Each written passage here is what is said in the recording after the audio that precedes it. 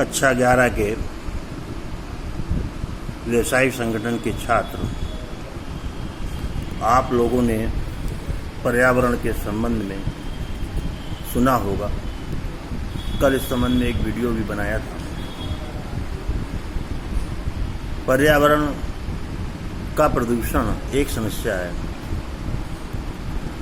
पूरी दुनिया इस समस्या से कमोबेश उलझ रही है। कल मैंने आपको ये बताया था कि पृथ्वी का तापमान बढ़ रहा है, संकट बढ़ेगा, जलवायु बदलेगी, मनुष्य का जीवन दूभर होगा। सरकारें इस बात पर चिंतित रहती हैं कि पर्यावरण का नियोजन, पर्यावरण का संतुलन, नियोजन शब्द न कहा जाए, ये कहा जाए पर्यावरण का संतुलन कैसे स्थापित हो, जिससे कि पर्यावरण शुद्ध और पवित्र रहे। इसके लिए सरकारों ने विचार किया गया कि जनसंख्या का घनत्व कम होना चाहिए। दूसरे शब्दों में नगरों का विकेंद्रीकरण होना चाहिए। प्रदूषण को नियंत्रण करने के लिए आधुनिक तकनीकों का इस्तेमाल किया जाता है।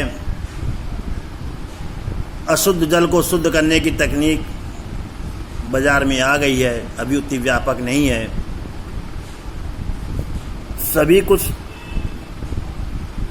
शुद्ध जल नहीं हो पाया, यानी पेयजल की सुविधा नहीं हो पाई, लेकिन हाँ ये है कि अशुद्ध जल को शुद्ध किया जा सकता है। पर्यावरण के नियोजन के संबंध में, यानी पर्यावरण सुनियोजित ढंग से संतुलित रखा जाए, इसके लिए सरकार ने एक अलग से मंत्रालय की स्थापना करी। प्राकृतिक सौंदर्य को बढ़ाने के लिए हरे भरे पेड़ लगाए जाते हैं, लगाए जाएं, इस पर विचार किया गया। अनावश्यक जंगलों का कटान रोका जाए, जिससे कि वायुमंडल में ऑक्सीजन की निर्धारित मात्रा बनी रहे, कार्बन डाइऑक्साइड की मात्रा न बढ़े।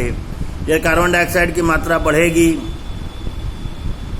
तो लोगों को सांस लेने के लिए शुद्ध जल, शुद्ध हवा दोनों दूभर है, नहीं हो पाएगा।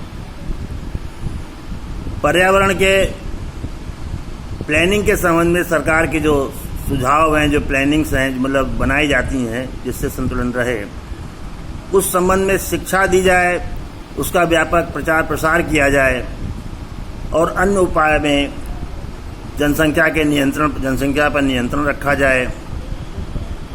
जल वायु का शुद्धिकरण किया जाए, उसके प्रयास हों। शोरगुल को रोकने के शासन के प्रयास हों, जनता स्वयं जागरूक हो। तेज ध्वनि प्रसारण यंत्र रोके जाएं, लाउड स्पीकर न बजाए जाएं, उप पदार्थों का उपयोग न किया जाए, वातावरण को शुद्ध, सुखद और आकर्षक बनाया जाए। यानी कि हम जहाँ कहीं पर रहते हैं वहाँ पर साफ सुथरा वातावरण बनाएं, स्वयं गंदगी न फैलाएं और स्वयं स्वच्छ रहें। यहाँ से शुरू होता है। कुछ लोगों का स्वभाव होता है, उन्हें स्वयं गंदगी में रहना पसंद होता है, गंदगी फैलाया करते हैं, उन्हें अपनी आदत रोकनी चाहिए। वातावरण को सुंदर स्वच्छ बनाने की जिम्मेदारी सबकी है। एक एक व्यक्ति से मिलकर पूरा समाज बनता है। गंदगी फैलाने से बचना चाहिए। पर्यावरण के प्रति जिम्मेदारी मनुष्य की एक सामाजिक जिम्मेदारी है, जिसका उसे पालन करना चाहिए। तब पर्यावरण का संतुलन रह पाएगा और हम जिस समाज में रहेंगे वो समाज सुंदर बन सकता है। उसके लिए सभी व्यक्तियों की भागीदारी सुनिश्चित किया जाए। इसके लिए शिक्षा का व्यापक प्रसार किया जाता है। उद्योग धंधों पर भी नियंत्रण लगाया जाता है कि वह गंदगी न फैलाएं, वे अपने कचरे को डिस्ट्रॉय करें, ख़त्म करें, अपने स्तर से निपटाएं, समाज में गंदगी न फैलाएं। वैसे पर्यावरण के जो प्रदूषण निम्न प्रकार से होता है।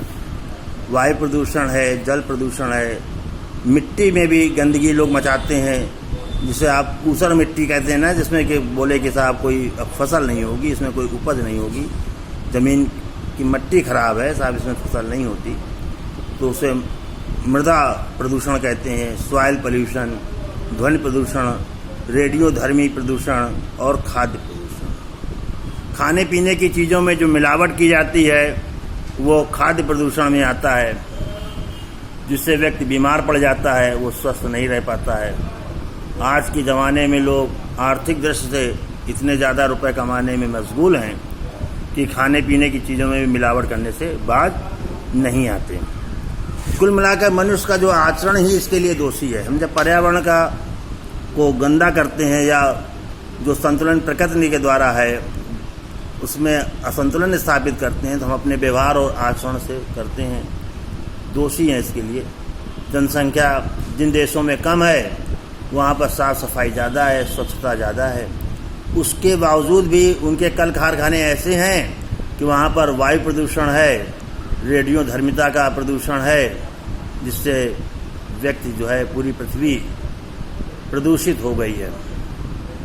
इसको कहते हैं, पूरे शब्दों में कहा जाए कि पूरी प्रकृति में पर्यावरण का असंतुलन स्थापित हो गया है।